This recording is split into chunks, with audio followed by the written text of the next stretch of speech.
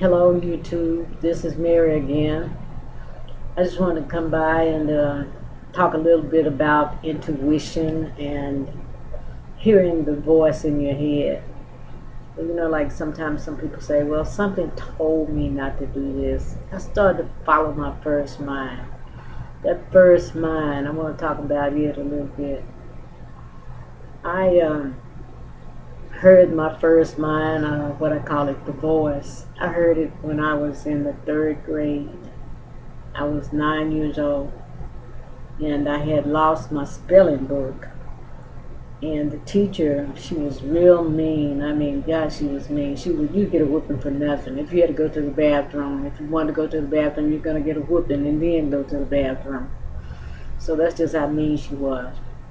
But anyway, I had lost my spelling book, and a friend of mine, we had looked all over the school, the pigeonholes, lockers, everywhere, looking for this spelling book, and couldn't find it.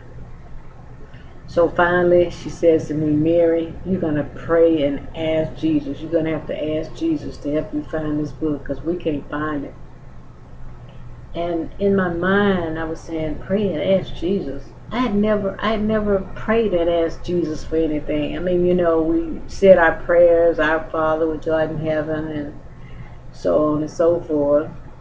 But to add anything extra in there, I'd never done that. So that night, I said my prayers, and at the end of the prayers, I said, Jesus, please help me find my spelling book. Please help me.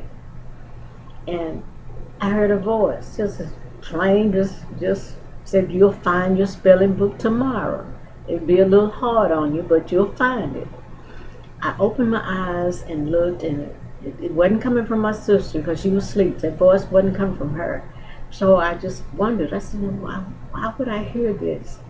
But then I went on to sleep, and the next morning, I was crossing the street with the crossing guard.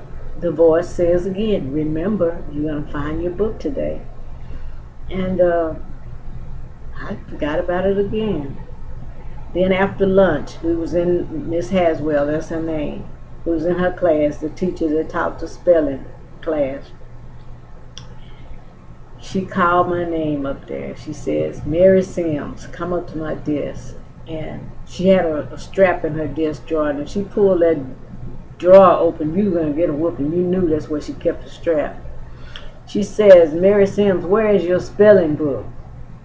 And in my mind, I'm saying, how she know I lost it? And, oh, man. And I said, I lost it, Miss Haswell. I lost it. I don't know where it is. She pulled open the drawer. I just knew she was going to pull that strap out, so I just started bawling and falling on the floor and kicking, and I just didn't want a whooping. I knew I was going to get a whooping. She said, get up off of that floor, gal. I'm not going to whoop you. Here's your spelling book. It's been in my drawer for almost 3 weeks. You just don't care about your book. Give you these free books, and y'all just demolish them. And I was just so embarrassed, and I know I was over dramatic, but that just to get a whooping by Miss Haswell. I never got a whooping by her. But that's the part when the voice says it's going to be a little hard on you, but you'll find it. But I took my spelling book, and I must have kissed it and went on back to my seat. But that's the first time I ever heard the voice, and it told me exactly what was going to happen and how it was going to happen. 9 years old. And I've had many occasions where this has happened. And another occasion was, I'd say about 6 months after that, I was coming home from the store, and we could take a shortcut through the woods to get to the project. So normally I would take the shortcut. But when I was getting ready to cross the street, the same voice says, don't take the shortcut, stay on this side of the street. And I said, ooh, that's the voice again. So I obeyed. I stayed on this side of the street. And when I got to the point where I would have crossed the street, I heard a sound just like that. And I looked at the trees because I said, maybe it's a bird. But then I looked around and I saw a man standing in the path where I would have crossed. He was standing there naked and he was masturbating. And I screamed and I ran and I screamed, and it woke up everybody in the project because it was early one Sunday morning.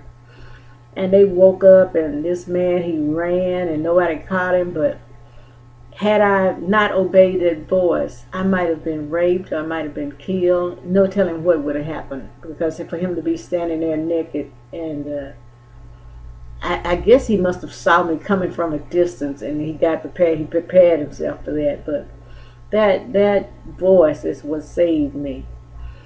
And we all have this first mind, or the voice of God, or guardian angels. We can call it what we want, but I call mine the voice, and I'll use my first mind. But we have to learn how to listen to it and be quiet and still, and just pay attention to the voice. And I guarantee you that you won't be lacking for anything, or these things that you wish you had or went left when you went right, stuff like that.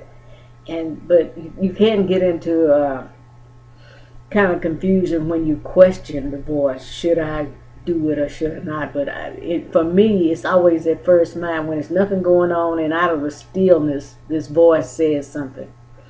That's the voice to listen to. But that's what I thought I'd drop by and tell you guys about listening to your first mind. And I'm going to do some more videos about some supernatural things that have happened in my life. And like I say, I love this forum, YouTube, and everybody else is doing videos, so why not?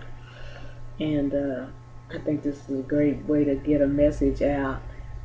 And like I say, I'm a writer, and I have 2 books that I've written that are kind of like autobiographies, and that's where I get most of my inspiration from and my intuition.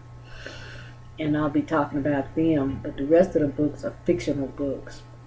But go to Amazon.com and look up Mary E. Sims, and you'll the author's page, you'll be able to read much more about me. Not that I'm thinking I'm somebody famous or anything, but I think I'm a very interesting person if you get to know me. But anyway, I'm going to say goodbye. This video is about 7 minutes, and that's long enough. Goodbye.